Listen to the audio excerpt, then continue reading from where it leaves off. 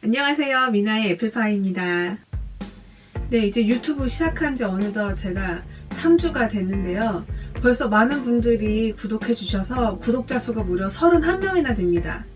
이거 제가 예상했던 것보다 3배가 넘는 숫자예요. 저는 이번 달에 한 10명 정도만 구독해 주셔도 정말 감사하다고 생각을 하고 있었는데 이렇게 구독해 주시고 시청해 주셔서 너무너무 감사드립니다.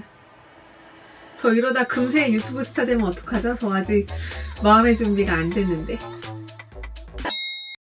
윤호가 제일 싫어하는 벌레가 대충이라고 하죠. 제가 제일 싫어하는 건 적당히예요. 얼마 전에 알리타를 봤는데 너무 와닿는 명대사가 난 적당히를 몰라! 저는 적당한 거에 마음이 잘 끌리지 않아서 제가 알고 있는 작품들 중에서도 정말 강렬하게 제 마음을 끌어당기는 그런 몇몇 작품들을 정말 좋아한다고 얘기를 할 수가 있는데 미켈란젤로가 바로 적당히가 안 되는 아주 자신만의 높고 까다로운 예술적 기준을 가지고 있는 그런 예술가였습니다.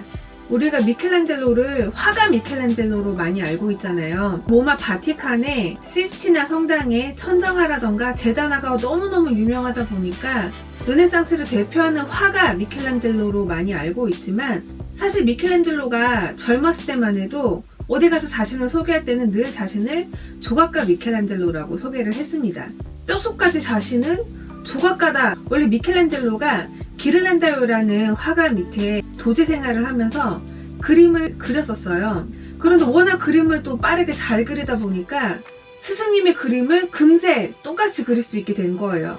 기를란다요가 미켈란젤로가 그린 그림을 보고는 자기가 그린 그림이라고 하니까 미켈란젤로가 화가 나서 그 길로 조각가의 길로 전향을 했다는 그런 이야기가 있습니다. 어쨌거나 미켈란젤로가 조각가의 길을 걸으면서 미켈란젤로의 이름을 세상에 크게 알리게 된 작품이 2개가 있습니다. 하나는 1504년도에 완성한 다비드상이고요. 또 하나는 그보다 5년 전에 완성했던 피에타입니다. 그리고 오늘 소개드릴 작품이 바로 이 피에타입니다. 우선 이 피에타라는 제목은요, 성모 마리아가 사랑하는 아들 예수의 시신을 안고 있는 모든 작품들을 미술에서는 피에타라고 하는데, 그래서 역사 속에서 수많은 피에타들이 제작이 됐는데 그 많은 피에타들 중에서도 가장 아름답고 감동적인 작품이 바로 이 작품이 아닌가 싶습니다.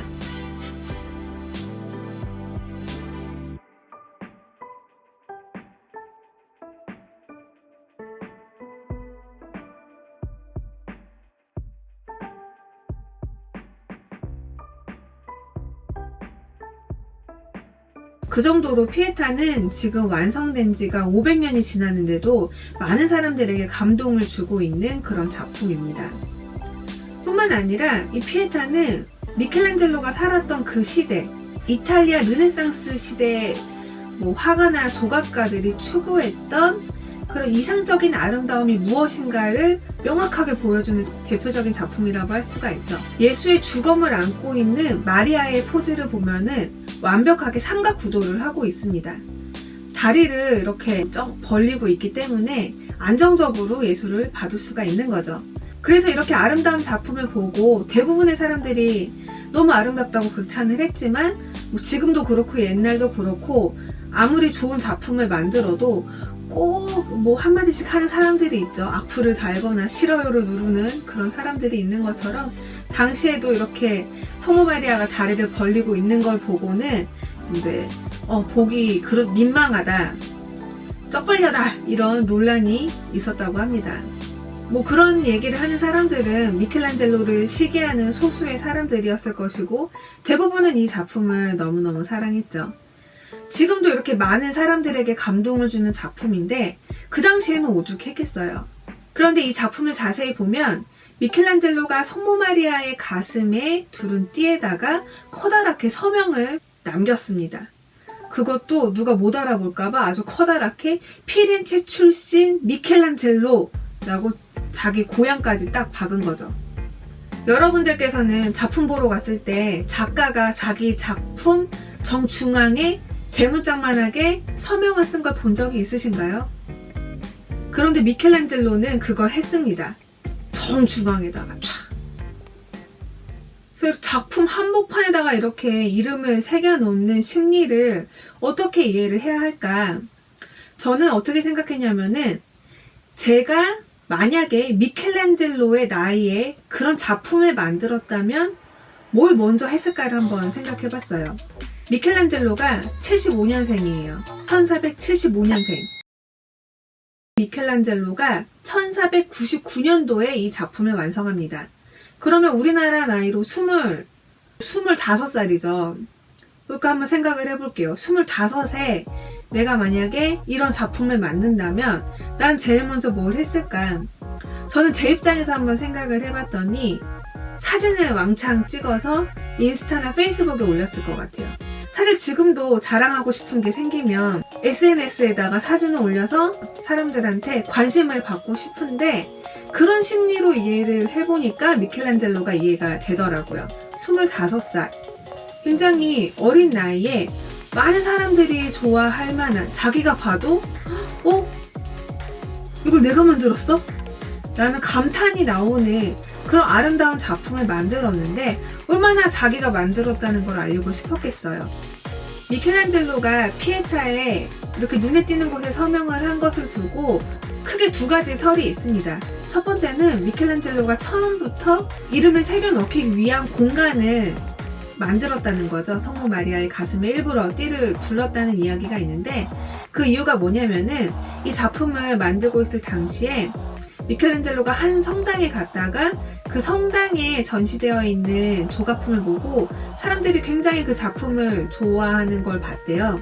그런데 사람들이 그 작품을 너무너무 좋아하는데 그 작품을 만든 사람에 대해서 전혀 관심 없어 하는 걸 보고는 자기 작품을 자기가 만들었다는 거를 알리고 싶어서 처음부터 그렇게 서명을 할 공간을 만들었다는 그런 이야기가 있습니다. 또 하나는 피에타가 완성된 다음에 미켈란젤로가 서명을 했다는 그런 이야기가 있어요. 힘들게 작품을 만들었는데 아무도 자기가 만들었다는 걸 알아주지 않으니까 나중에 자기 이름을 적어 넣었다는 거죠. 그런데 거기에 얽혀있는 이야기가 하나 있는데요. 그게 뭐냐면 미켈란젤로가 아무도 없을 때 성당에 가서 그 성모 마리아의 가슴에 띠에 서명을 막 새겨놓고 성당을 나오는데 그때 이제 해가 지고 있었대요. 해가 지고 있는 노을이 지는 그 풍경이 너무너무 아름다웠다고 합니다. 그래서 그걸 보면서 아니 신은 이렇게 아름다운 세상을 만들고도 자기가 만들었다는 서명을 아무데도 남기지 않았는데 고작 나는 이거 하나 만들어 놓고 사람들이 알아주지 않는다고 이렇게 대문짝만하게 서명을 남겼을까라는 후회를 하게 됐대요. 그래서 그 이후로는 그 어느 작품에도 서명을 남기지 않았다는 그런 아름다운 훈훈한 이야기가 있습니다. 그런데 결국 똑같은 것 같아요. 미리 넣었거나 나중에 넣었거나 결론적으로 미켈란젤로가 사람들이 자기가 만들었다는 거를 모를까봐 알리고 싶은 마음에 이름을 크게 적어 넣었던 거죠. 미켈란젤로가 세상을 향해서 자신을 알리고 싶었던 그 마음, 적극성이 저는 굉장히 대단하다고 봅니다.